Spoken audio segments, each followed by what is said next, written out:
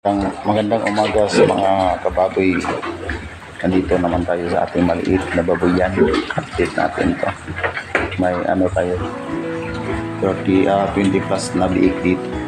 Palit tatlong inahin yung ilang anak.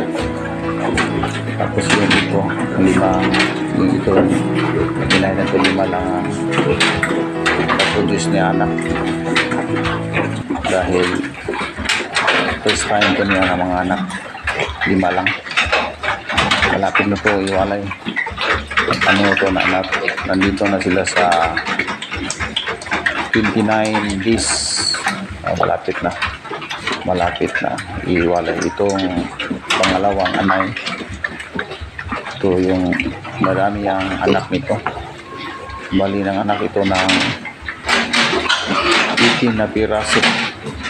Tapos ang nabuhay dito mga ano lang 13, kasi yung iba walang didi kaya sila namamatay. Tapos may dalawa ding ano kaliit. Ito naman yung pinakahuli nating ng anak dito. Ito yung mga baguhan, ano din, bali nanganak din ito ng 17 na piraso.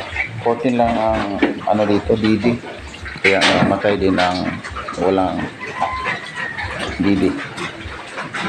Kaya may 10 tayo na ano dito survivor. Ito sila,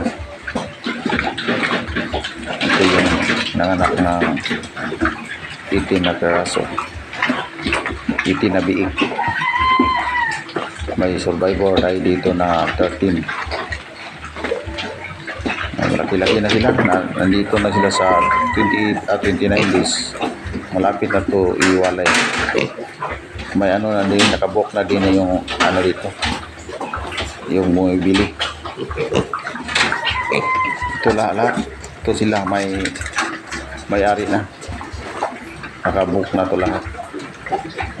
Kasi yung ano natin dito hanggang biik lang, hindi tayo nagpatining kasi wala tayong malaki na area dito. Sakto lang sa mga inahin. Inahin lang talaga yung inalagaan natin dito. So, yung buntis natin, ito sila. May mga anak dito na by January, bali dalawa yung January dito, tapos sa February mayroon din. Ito gilt, ito malaki-laki din to na gilt. Ito yung baguhan natin, kasi yung iba nagkal na, wala tayong mga baboy na ipalit sa sa mga nakal. Kaya ito kulang na ang baboy dito. May lagyanan na bakanti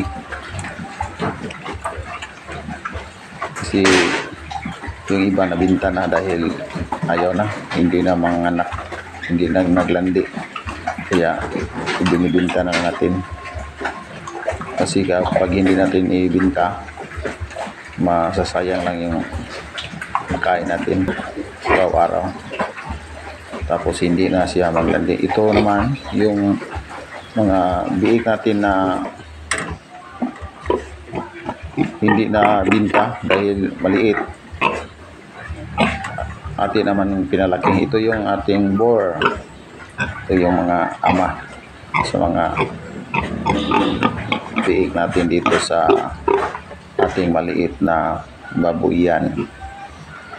Ito yung tangke natin, yung source sa ating tubig. Yung tubig dyan galing sa balon, galing sa spring. Lagyan natin ng hose papunta dyan iniimbak yung tubig. Tapos yung ating manukan wala ng laman dahil hindi ito naka-recover dahil sa bagyong Odette.